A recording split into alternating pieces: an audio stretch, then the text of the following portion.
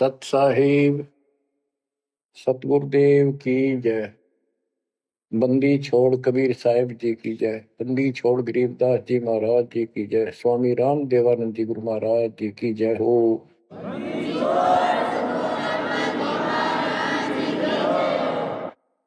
सर्व संतों की जय, सर्व भक्तों की जय, धर्मी पुरुषों की जय। श्री काशी धाम की जय, श्री सुडानी धाम की जय, श्री क्रोथा धाम की जय, श्री बरवाड़ा धाम की जय। सत साहिब परमपिता परमात्मा कबीर जी की असीम रजा से, मेरे गुरुदेव जी के आशीर्वाद से आज विश्व के मानव को अपने निज घर का ज्ञान हुआ। सब सदग्रंथों का सार परमात्मा के द्वारा बताया अध्यात्म ज्ञान प्राप्त हुआ और ये जन्म और मरण प्रत्येक देशवर की योनियों में शरीरों में तृप्ति क्यों हो रही है इसका ज्ञान हुआ। और आपको ये भी ज्ञान हुआ हमारा भगवान कौन है। आपको ये भी जानकारी हुई कि यहां से छुटकारा होगा कैसे। ये सब ज्ञान सतगुरु से होता है।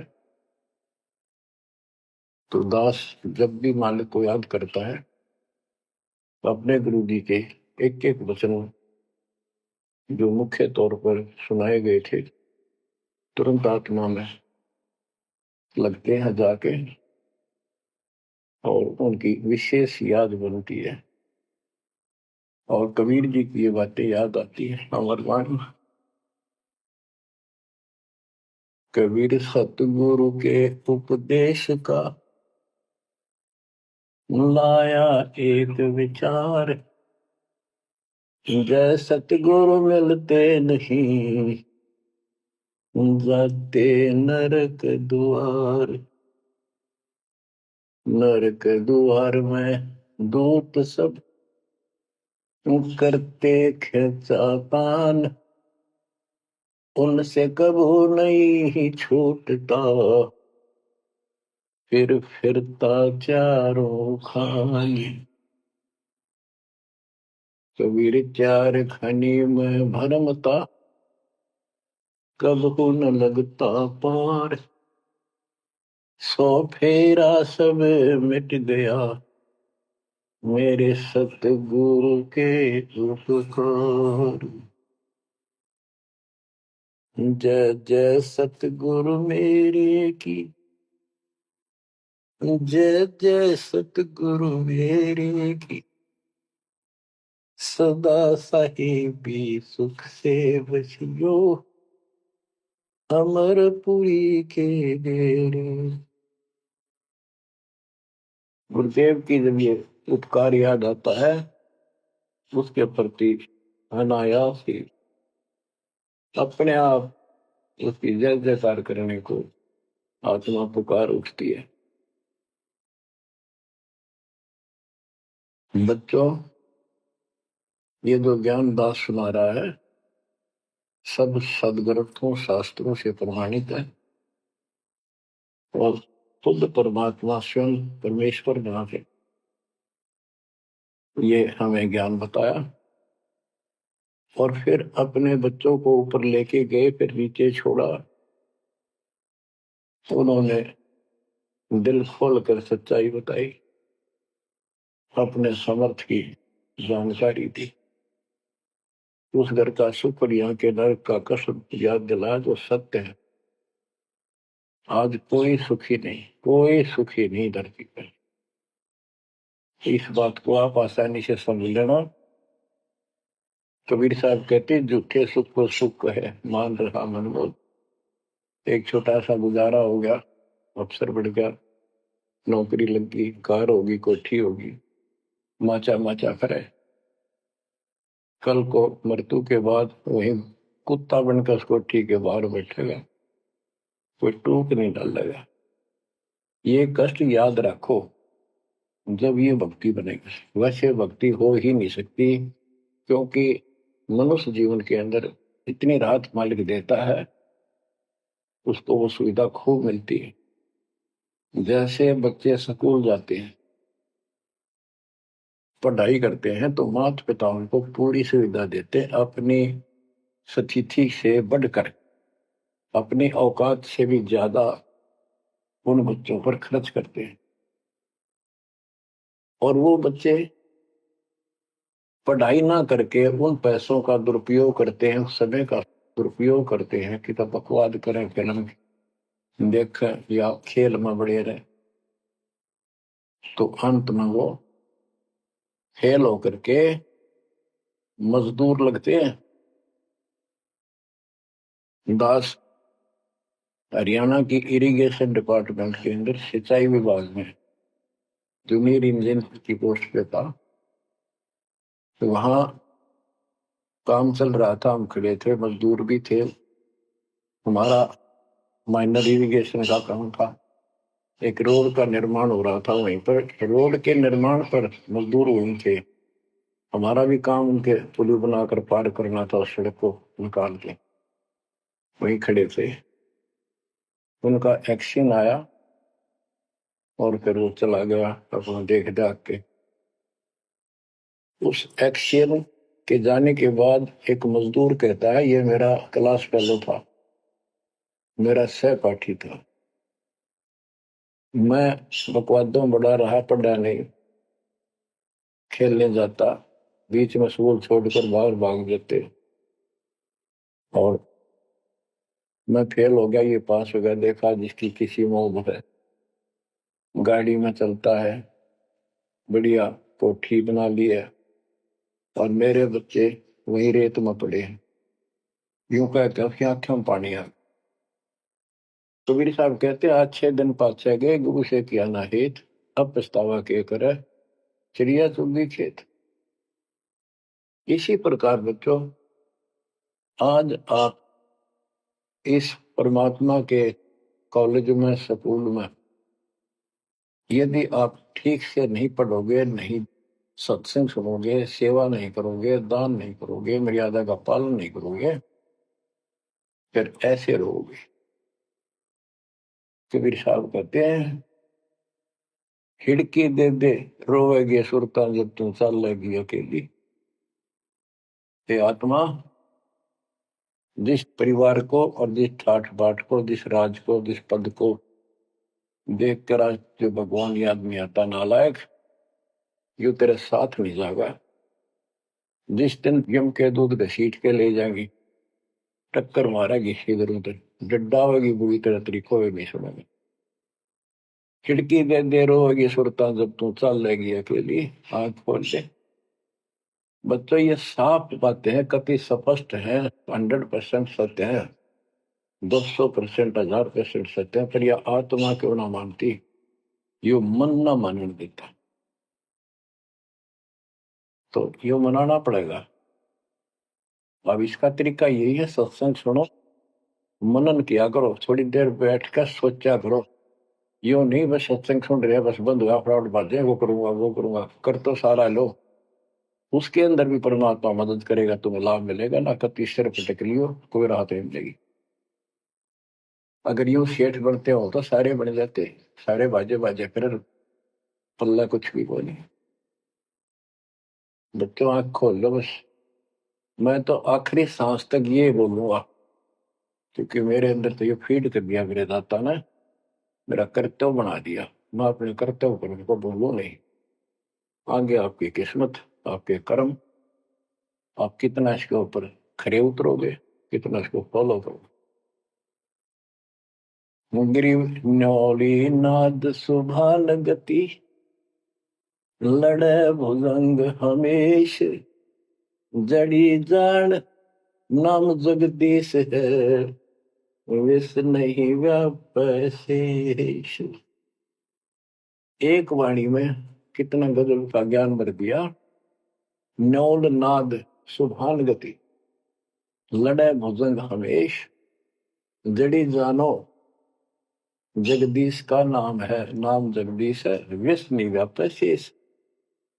एक छोटा सा जानवर होता है, गिलहरी से थोड़ा बड़ा, न्योल, नेवला, और सांप कितना बड़ा होता है, तो कितना बड़ा सांप ताकतवर हो, न्योला उसको मार देता है, उसको पराजित कर देता है। कैसे करता है? उसको पता होता है वो सर्प को उस समय छेड़ता है जब आस पास कोई वो बूटी होती है, कोई औषधि का पौधा होता है, उसमें से सुगंध श्वास के द्वारा भर के लाता अपने फेफड़ों, और सर्प के सम्मुख होकर उसको छोड़ देता है। उस जड़ी की स्मेल से, उसकी महक से वो सर्प डगमग हो जाता, उसको चक्कर आने लग जाते हैं। उस जड़ी में इतनी ताकत है, वो सर्प को कंडम कर देती है, उसको होश नहीं रहता। तो सर्प फिर भागने की चेष्टा करता है, और नेवला उसकी मुंडी पे बैठकर उसको पकड़ कर ऐसे रगड़ देता है, बार बार श्वास छूटता रहता है, वो मर जाता है। तो बच्चों, यहाँ परमात्मा के ज्ञान को, परमात्मा की शक्ति और उस नाम की महिमा को परम पूज्य आदरणीय संत गरीबदास जी महाराज किस प्रकार डिफाइन करते हैं। गिरिविन्योल नाद सुभान गति, लड़े भुजंग हमेश, जड़ी जानो नाम जगदीश है, विष नहीं व्याप शेष। के दो ये मंत्र आपको दिए हैं, ये परमात्मा का नाम जो है, ये वो जड़ी है, नाग दमन जड़ी है। ये न्योल नाद सुभान गति, लड़े भुजंग हमेश। कि न्योला अपने से कई गुणे ताकतवर सर्प के साथ उस जड़ी की ताकत से लड़ता है, उसको भगा देता है, मार देता है। तो ऐसे ही जो सच्चा नाम को मिले हैं, प्रथम, द्वितीय और सारना, ये समझो यह जड़ी है। इन भूत प्रेत और अन्य देवी देवता पितर पुत्र की तो बात छोड़ो, मेरे भूत तो छोड़ो, इनकी तो गल्ला छोड़ो। अगर काल भी आ जाए ना, विष्णु व्याप शेष, शेष नाग तो सब तो ताकतवर हजार पनुष के, कि इतना ताकतवर काल है। आप इस विधि से लिए हुए मंत्र को, जैसे जिसका नामकरण होगा उससे कोई असर नहीं होने का। मर्यादित भगत बेटा या बेटी, और कोई भी आपत्ति आती है, यम के दूत कोई कष्ट देना चाहते हैं, एक बार सिमरन करो इस सब नाम का। कहते विष नहीं व्याप से इस काल भी मुरझा जाएगा, केरी नाम कबीर है, विषम काल गजराज, दादू भजन प्रताप से सुनकर बाजेगा आज। तो बच्चों, इन बातों को ध्यान से याद रखो। आप इतने सुरक्षित हो गए हो, जैसे हाथी पर बैठा दिया जाए तो कुत्ता उसको कोई हानि नहीं कर सकता। तो हाथी के असवार को स्वान काल नहीं खाए, हाथी पर बैठा आप हो, आप परमात्मा की शरण में आ गए तो इतने सुरक्षित हो गए, उसकी रेंज से, पहुंच से इतनी दूर हो गए काल से, जैसे कुत्ता हाथी पर बैठे व्यक्ति को कोई हानि नहीं कर सकता। उसके लिए आपने तन मन शीस ईस अपने पे, तन मन शीस ईस अपने पे, पलम चोट चढ़ावे जब कोई, राम भगत गति पावे हो। जब कोई राम भगत गति पावे होगी, लोक लाज मर्याद जगत की, कर्ण ज्यों तोड़ बगावे। अष्ट सिद्धि की अटक न माने, आगे कदम बढ़ावे। जब कोई राम भगत गति पावे होगी, जब कोई राम भगत गति पावे तो। बच्चों, ये सारे फार्मूले लाने पड़ेंगे। जब यह प्रॉब्लम सोल्व होगी जन्म और मरण की।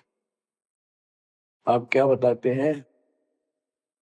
गरीब हंस गवन करते नहीं, मान सरोवर छाड़, कौवे उड़ उड़ जाते हैं, खाते मांसाहार।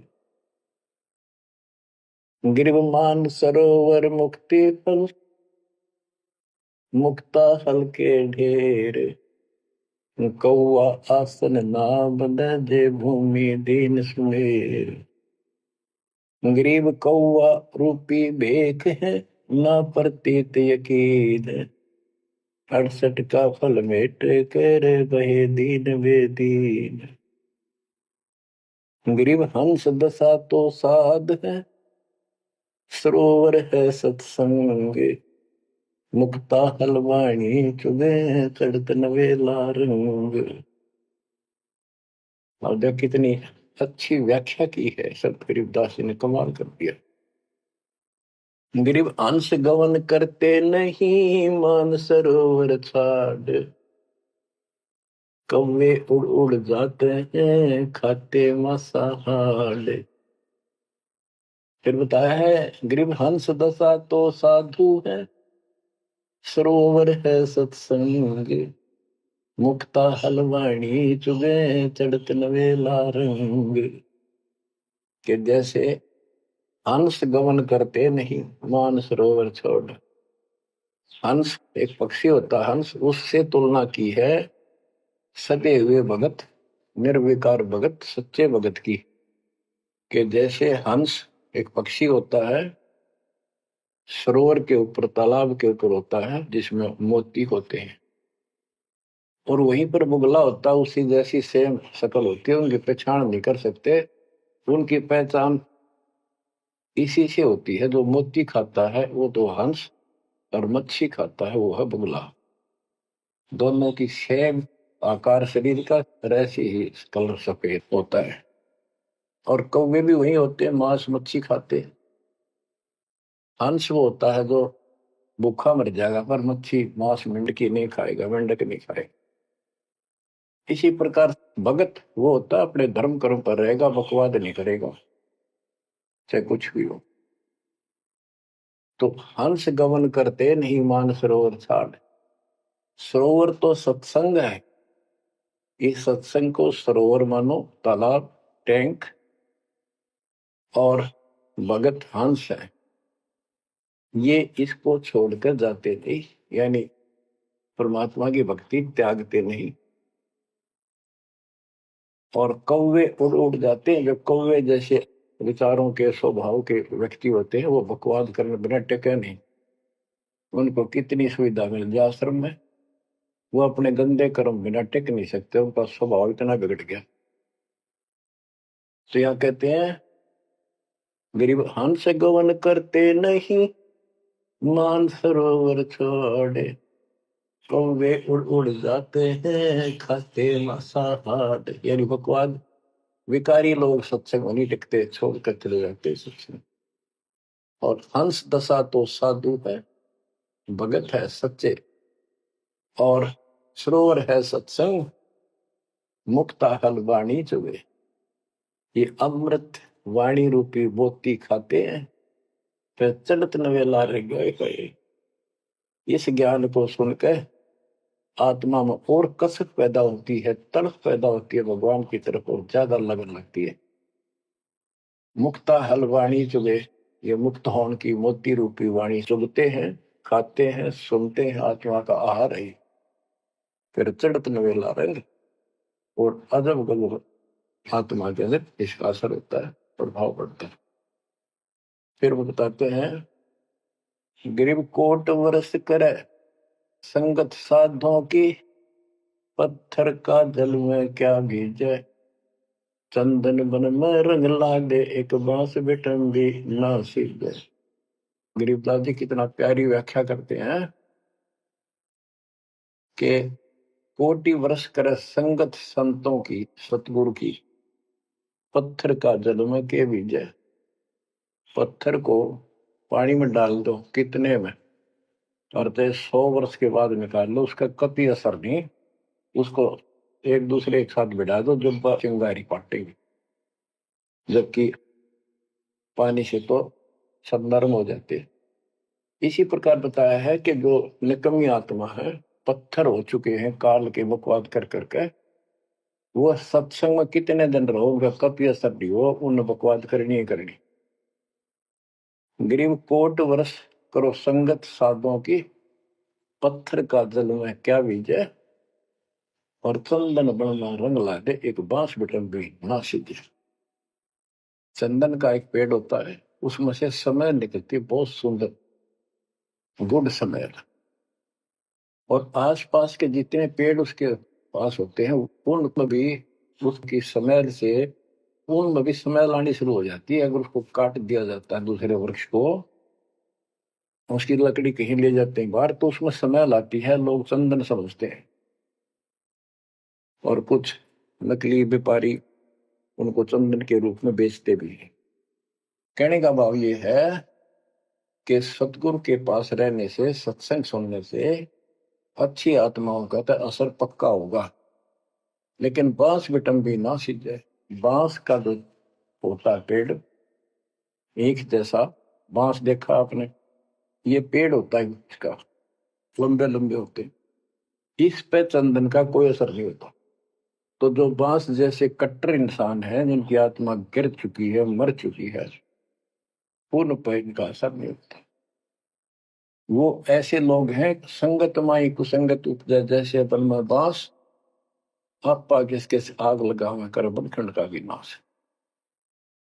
अब क्या बताते हैं, जो सत्संग में आकर भी बकवादी है और उनका असर नहीं हो रहा, वही कर्म बकवादों वाले करते, नाम तोड़ रहे हैं, सार नाम लेकर भी बकवाद करते।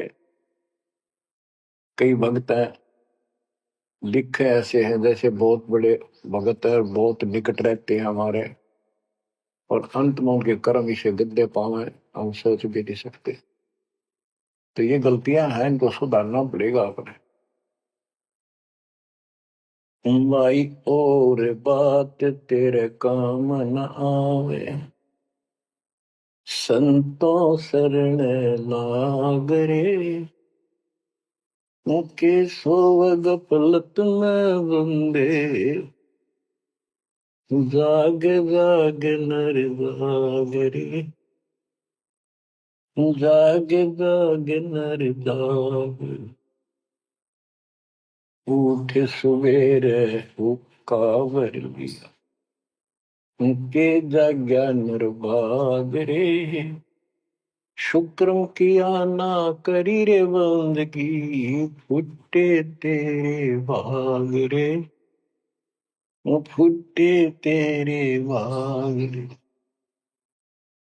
इस तन सराय में जीव मुसाफिर, करता रहे दिमाग रे, रात बसेरा कर ले डेरा, चले सवेरा त्याग रे, चले सवेरा त्याग रे।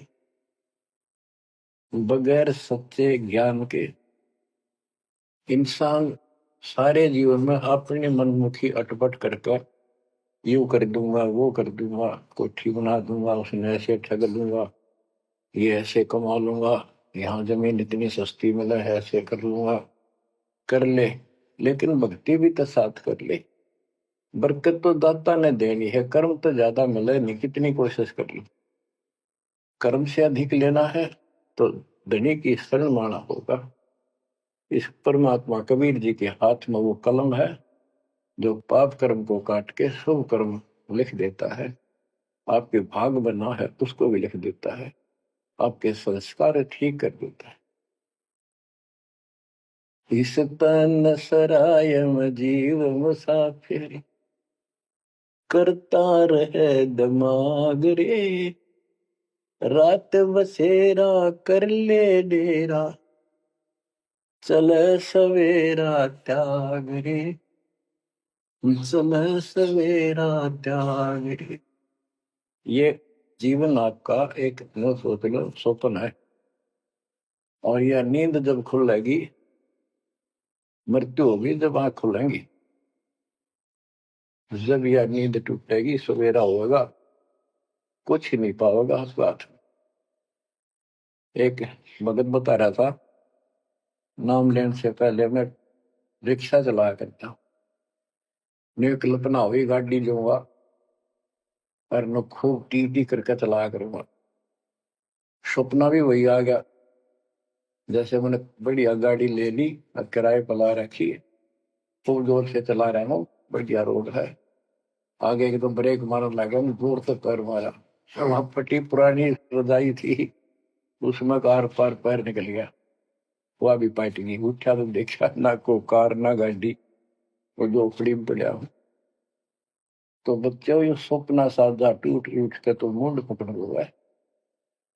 तो ये स्वप्न है जो तुम टी टी करके चल रहे हो, कितने दिन चलोगे। इस तन सराय में जीव मुसाफिर, करता रह दिमाग रे, रात बसेरा कर ले डेरा, चले सवेरा त्याग रे, चले सवेरा त्याग।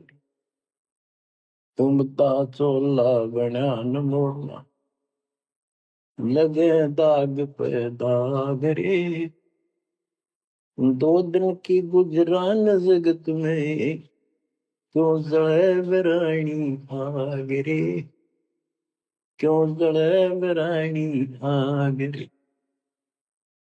कुबद का चढ़ी चढ़गी चित पे, तू होया मनुष्य नाग रे। यानी जिसका जितना सामर्थ्य है, जब तक इसको ज्ञान नहीं है, कोई न कोई ऐसा दुख दे रखेगा दूसरे को, ताकतवर है वचन से ऐसी गलत बात कह देगा, और निर्बल दुर्बल ऐसा है व्यक्ति की आत्मा रोती रह जाएगी, या किसी को लूट लेगा। बड़ा अफसर है, ऐसी कलम चला देगा, मरो से जीव। कोई अन्यायी जज है, अन्याय कर देगा, मरो से जीव। तो यह कहते हैं, तो बदका चढ़ी चढ़गी चित पे, तू होया मनुष्य नाग रे। आदमी से नाग बढ़ गया, नाग है। जैसे दुर्वासा ने श्राप दे दिया, 56 करोड़ यादव मर गए। चुनो कृषि ने तपस्या करी थी, या खाक तपस्या थी। तो इसे जड़े हुए ढोयर जो आम व्यक्ति है, जो भक्ति नहीं करता, कुछ पद प्राप्त है, इस ताकत है गांव में या शहर में या राज का हिस्सा है, उसको कह रहे हैं गरीबदास जी, तो बदे कहाँ चढ़ी चढ़गी चित पे, तू होया मनुष्य नाग रे, सुध नहीं सजन सुख सागर, बिना प्रेम बैराग रे, बिना प्रेम बैराग रे। हर्षो मरै सो हंस कहावे, कामी क्रोधी काग रे, भौरा ना भरमै इस विष के वन में, चल बेगमपुर बाग रे, चल बेगमपुर बाग। शब्द सैन सतगुरु की पहचान, पाया अटल सुहाग रे। शब्द सैन संकेत, शब्द सैन सतगुरु की पहचान, पाया अटल सुहाग रे। नतानंद महबूब गुमानी, प्रगट पूर्ण भाग रे, प्रगट पूर्ण भाग रे। हर्ष उम्र सो हंस कहा है, मर्यादा में रह के जो भक्ति करता है वो हंस कहलाता है। और कामी क्रोधी कागरे, मोरा न भर में इस विष के वर्ण। हे आत्मा, जो तू ये नकली सुख लेता फिरता है बकवादों के, कितने शराब पी ली, कितने सुल्फा पी लिया, कितने कोठी के लालच में, कार के लालच में दुनिया को लूट रहा है, बकवास कर रहा है कि हर सुमर सो हंस को हावे, कामी क्रोधी कागरे, भंवरा ना भर में इस विष के वर्ण। जहर का वर्ण है, तेरे जीवन को नष्ट कर देंगे ये नकली सुख। फिर बताया कि शब्द सैन सतगुरु की पहचानी, अपने गुरुदेव का संकेत समझा सैन इशारा। और इशारा समझना चाहिए भक्तों को, तो क्या हाल होगा, मरने के बाद दुर्गति हो जाएगी। 2 दिन का जीवन है, खा के ये इस माचे में आचे करो, ये है सैन। और हमने तो खोल के बता दी, समझदार को तो संकेत पर्याप्त होता है। शब्द सैन सतगुरु की पहचानी, पाया अटल सुहाग रे। ये है तो कबीर साहब का शब्द, फिर भी चलो जैसा भी है। न तो आनंद महबूब गुवानी प्रगटे पूर्ण भाग रे। अब सतगुरु से बात शुरू हुई थी। ये नित्यानंद जी भी कहते हैं कि मेरा महबूब सतगुरु गुमानी दास, मेरे कोई अच्छे भाग थे जो मुझे इनका मिलन हुआ। नित्यानंद महबूब गुमानी प्रगटे पूर्ण भाग रे। तो बच्चों, आप इन बातों पे ज्यादा ध्यान दिया करो जो सत्संग के अंदर बताई जाती है। जो सत्संग जो है ये एक टीचिंग है, टीचिंग। और बच्चे इस पढ़ाई को ध्यान से सुनते हैं, इस पर अमल करते हैं, इसका अनुसरण करते हैं जो टीचर बताता है, क्योंकि टीचर सिलेबस से बताता है। और सिलेबस से बताया हुआ जो भी ज्ञान है उसको स्टूडेंट्स ठीक से याद करते हैं, उसका अभ्यास करते हैं, तो जब परीक्षा होती है वे सफल होते हैं। अब ये आपकी जो क्लास लग रही है, ये उस कबीर भगवान की आप पर एक न्यारी रजा और है, अलग से हुई है। और समय अनुसार जहां भी आवश्यकता पड़ रही है, परमात्मा समय पर अपने बच्चों को उसी तरह वो सुविधा दे रहा। सत्संग के दौरान बहुत एकाग्रचित्त से सुना करो। ये समझो कि गुरु जी सामने खड़े हैं, देख रहे हैं। जैसे क्लास के अंदर टीचर खड़ा होता है, पढ़ा रहा होता है, प्रोफेसर पढ़ा रहा होता है, तो बच्चे बहुत सावधानी से और शिष्टाचार से एक एक बात को ध्यान से सुनते हैं। फिर टीचिंग के बाद अपना सामान्य बातें भी करते हैं, नहाना धोना खाना पीना सारा कुछ करते हैं, खेत का काम भी करते हैं, माता पिता का हाथ भी बटाते हैं, करते हैं। लेकिन जो टीचिंग के दौरान उसने सुना है वो भूलना नहीं चाहता, वो उनको अलग से कुछ देगा।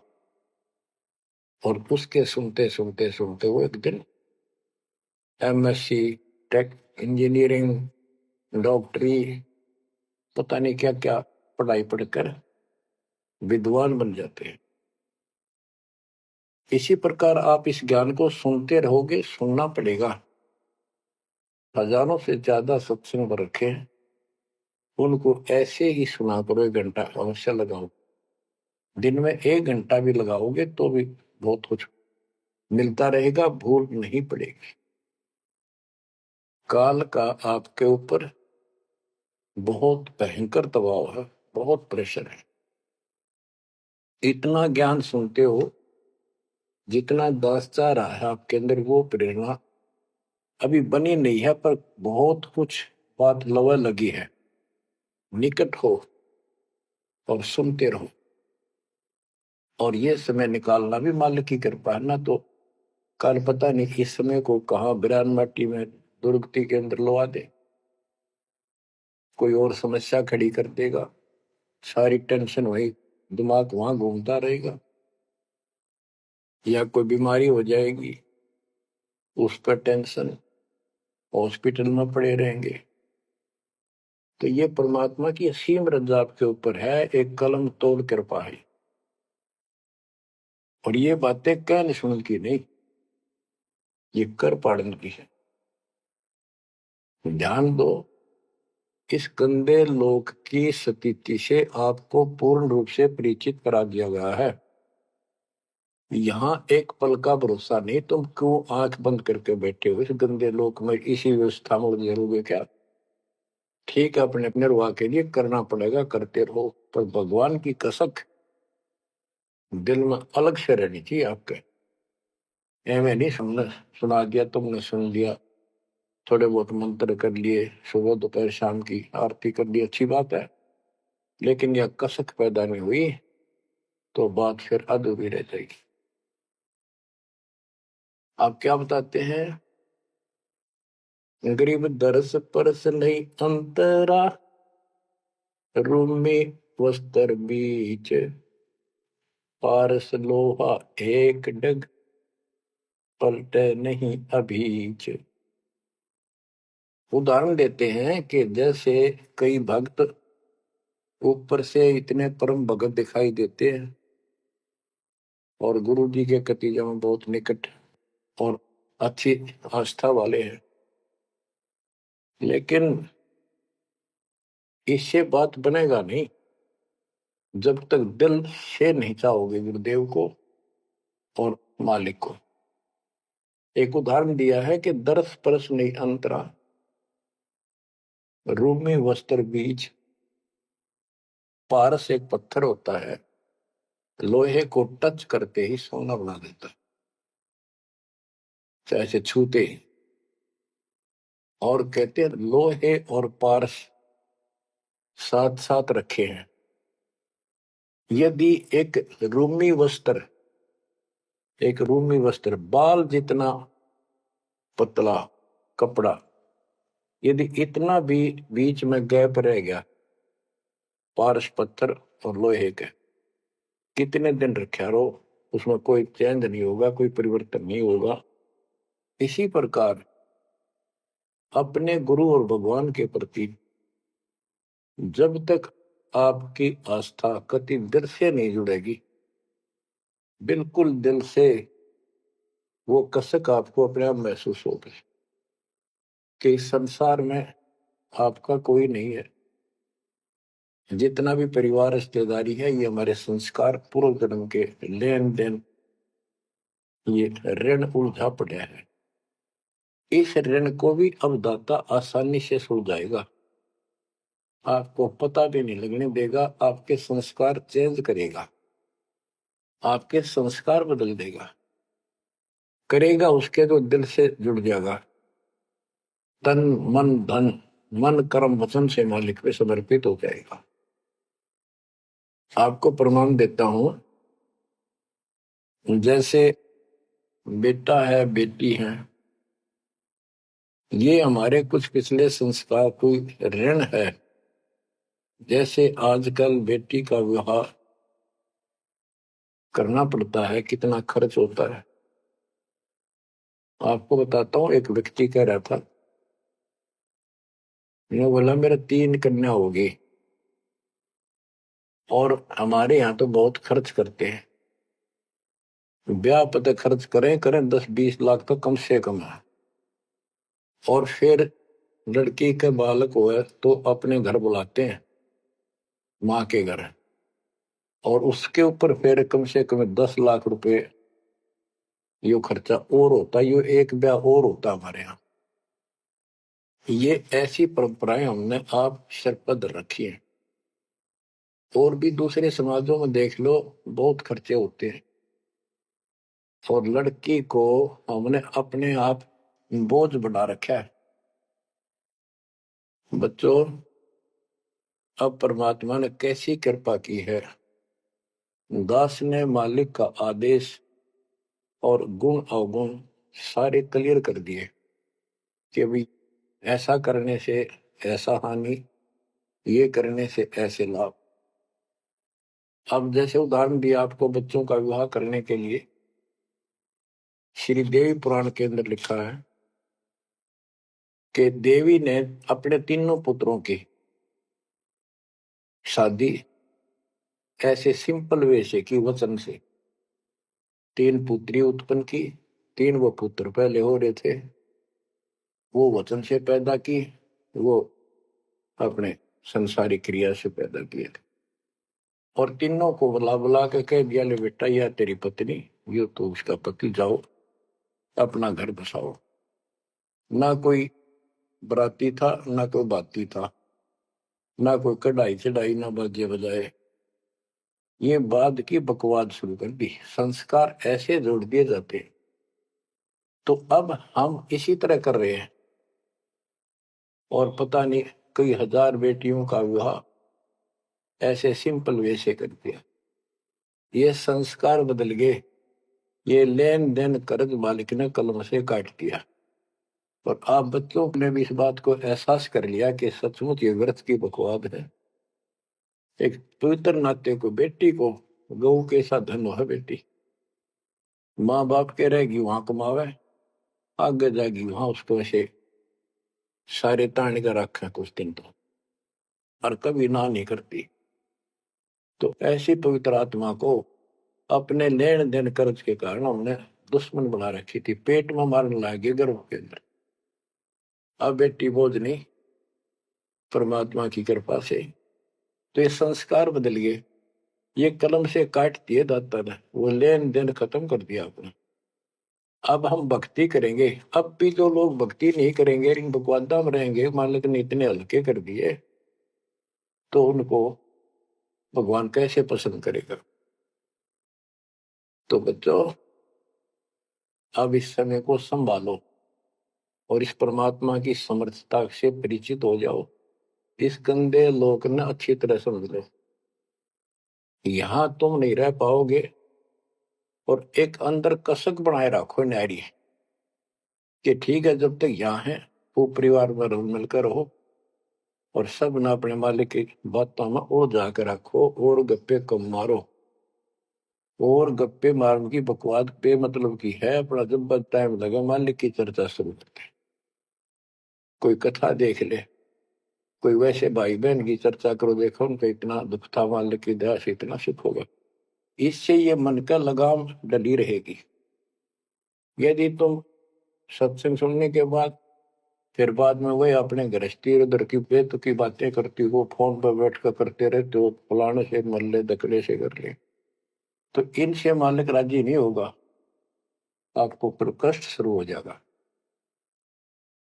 गरीब स्वर्णादन देह दिल, तन मन नहीं मुकाम, कौन महल हंसा गए, कहाँ लिया विश्राम। गरीब चार मुक्ति बैकुंठ बट, सपतपुरी सैलान, आगे धाम कबीर का, हंस न पावे जान। अब क्या बताते हैं कि ये जैसे चार मुक्ति, बैकुंठ, शपथपुरी, ब्रह्मलोक, काल का 21 ब्रह्मांड का क्षेत्र लोक, अक्षर पुरुष का सातसंग ब्रह्मांड का लोक, इन सब से परे कबीर भगवान का स्थान है। गिरिव चार मुक्ति बैकुंठ बट, सप्तपुरी शैलान, आगे धाम कबीर का, हंस ना पावे जान। के वहां सामान्य साधना से या काल तक की भक्ति से वहां नहीं पहुंचा जा सकता है। तो उसके लिए क्या बताते हैं, इस परम पिता परमात्मा की शरण माना होगा, कबीर साहब की शरण।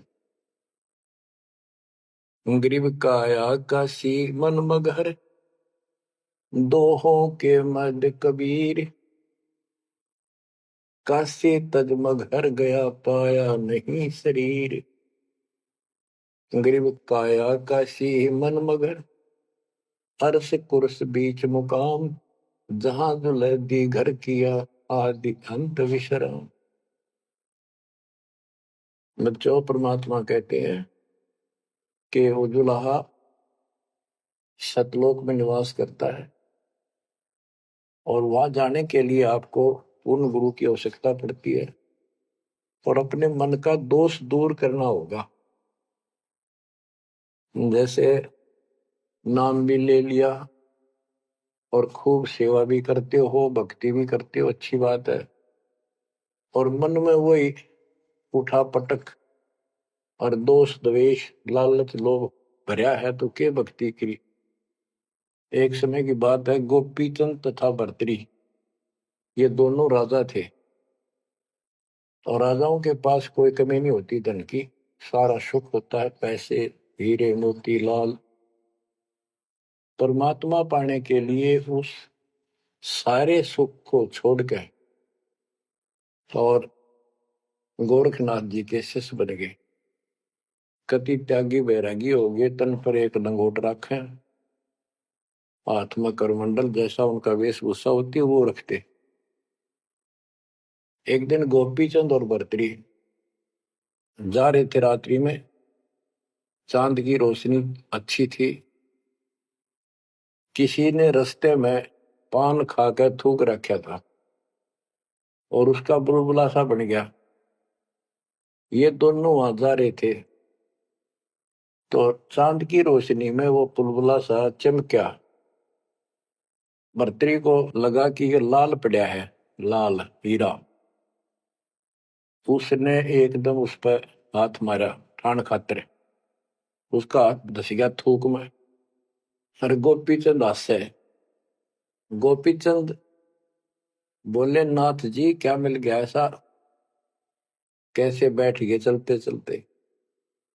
बोला रहा तारा गजब हुई हो, लक्ष्य थूक रखा था, मैंने सोचा लाल है। गोपी चंद बहुत हंसा। बोले जी लाल छूटे नहीं अभी तक।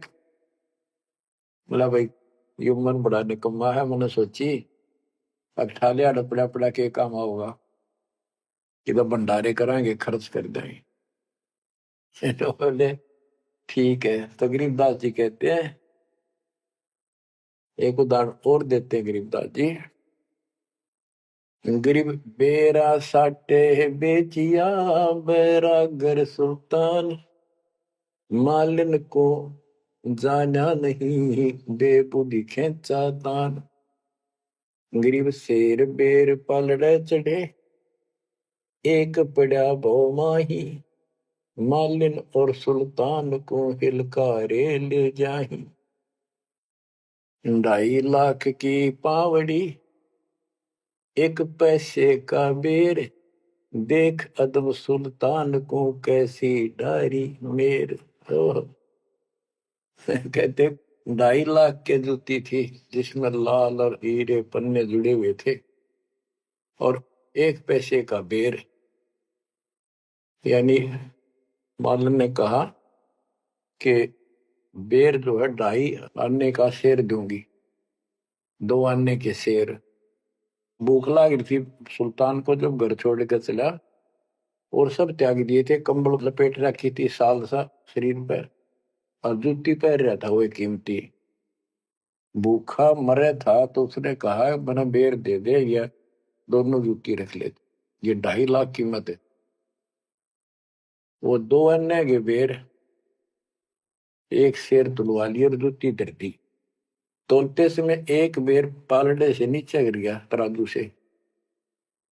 सुल्तान ने ठाया फटदेश, और मालन ने उसके ऊपर हाथ रख लिया कि मेरा है। सुल्तान का मेरा। परमात्मा कहते हैं यू देखा अदम सुल्तान ने कैसे छोड़ी मेरे, यानी के लालच छोड़ा। अरे लालच तो नौका नो दिन बैठा तू तो अंदर मन में वो बकवाद बता।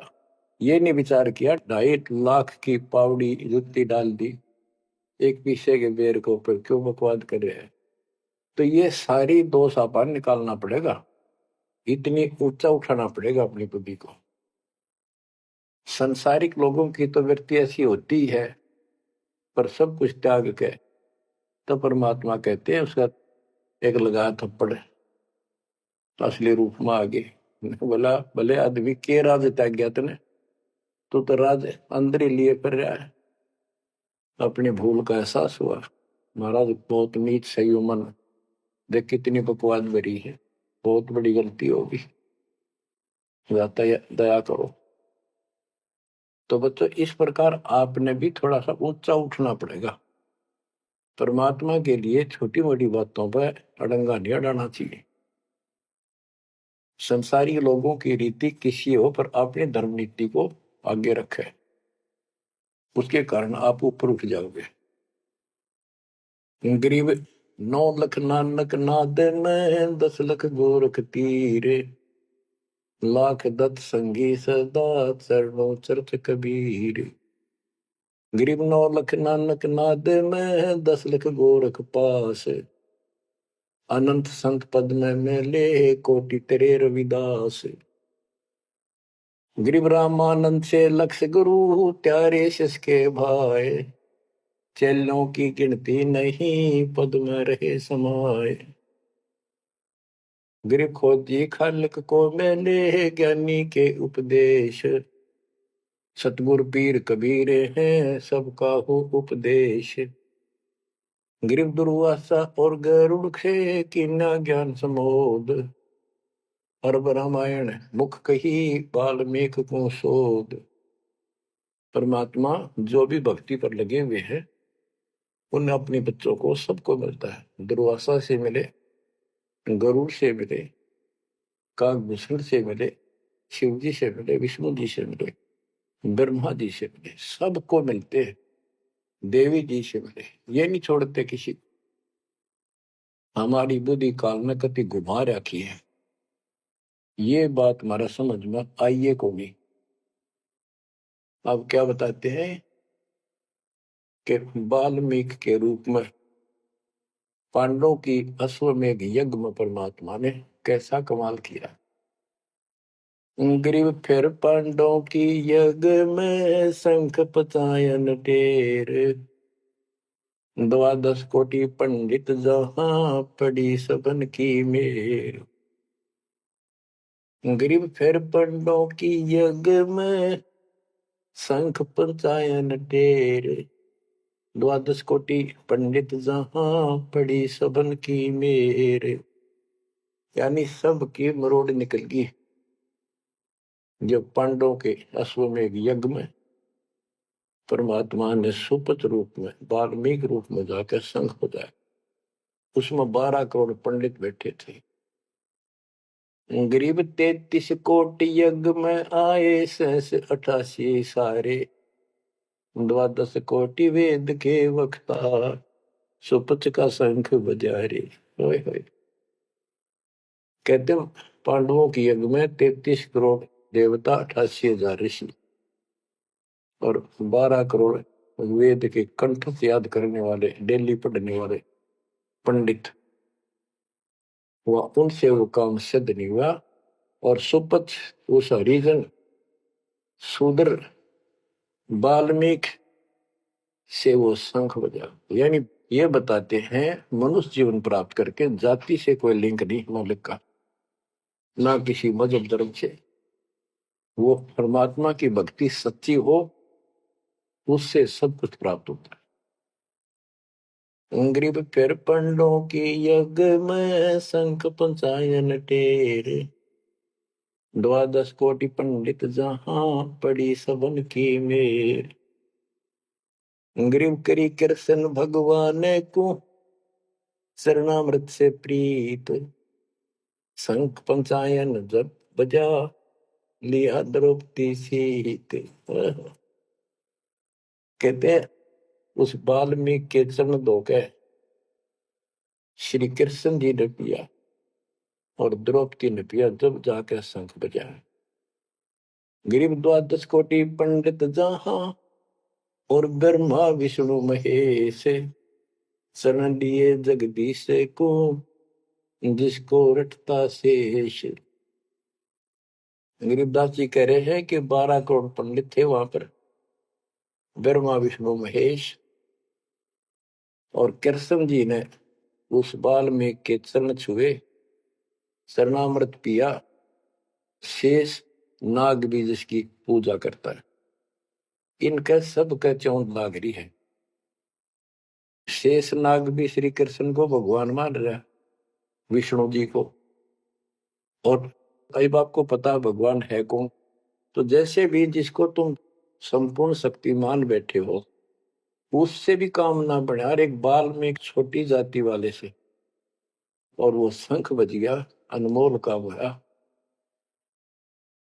अब बच्चों ये विचार करो कि जिनको हम भगवान मानते थे ये सारा फेल हो गए। परमात्मा कबीर जी के सामने कहते हैं, गरीब द्वादश कोटि पंडित जहां और ब्रह्मा विष्णु महेश, शरण दिए जगदीश ने जिसको रटता शेष। गरीब बाल्मीकि के बाल सम नाही तीनों लोक, सुर नर मुनिजन कृष्ण समेत पंडो पाई पोख।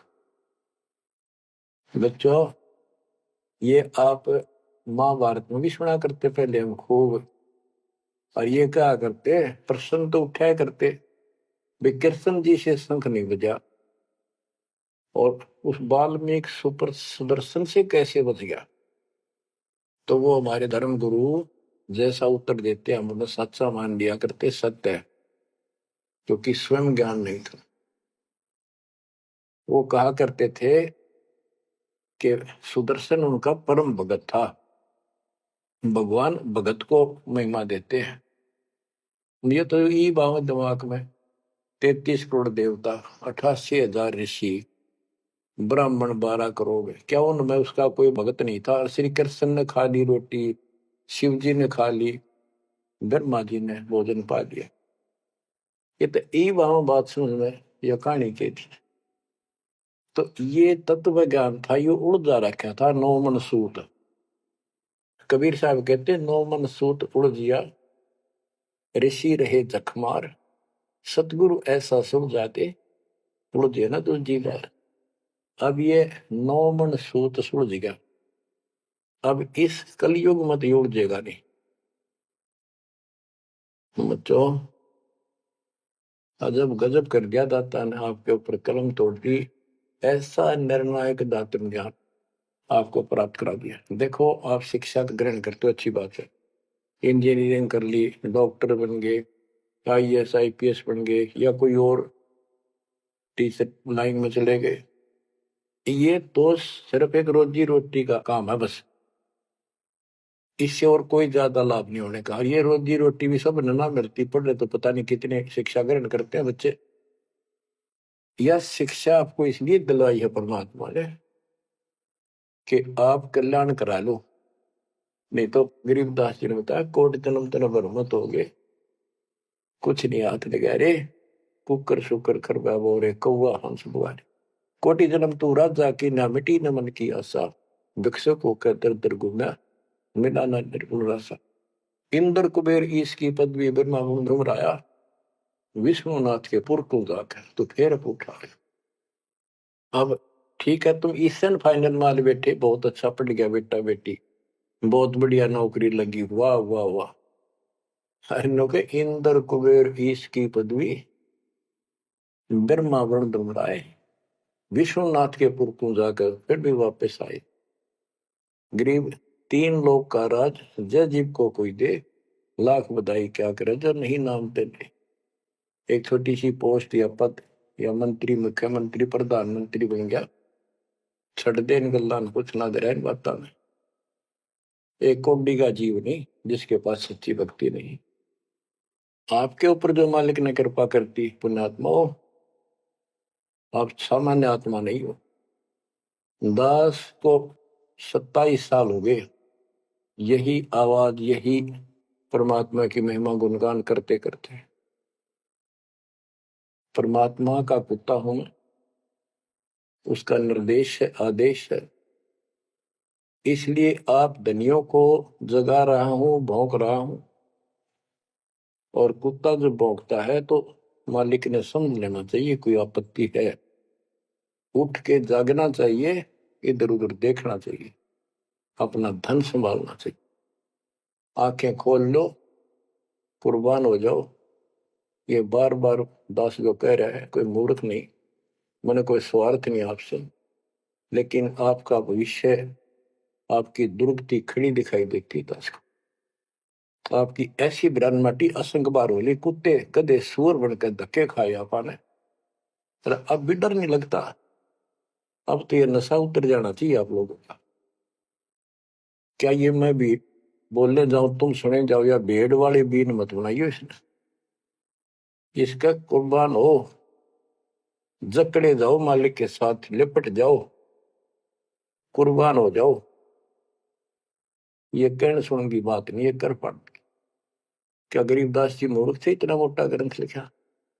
क्या भगवान को लालच था आपसे जो 120 वर्ष तक हमारे बीच में इस गंदे लोक में कष्ट उठाया? आप उसके बच्चे हो, आप उसकी आत्मा हो, वो हमारा बाप है, वही माँ है, वो सब कुछ है, वो भाई है, वही बहन है। तुम्हें माता च पिता तुम्हें बंधु च सखा तुम्हें विद्या च द्रविणम, विद्या और धन दाता तू ही है।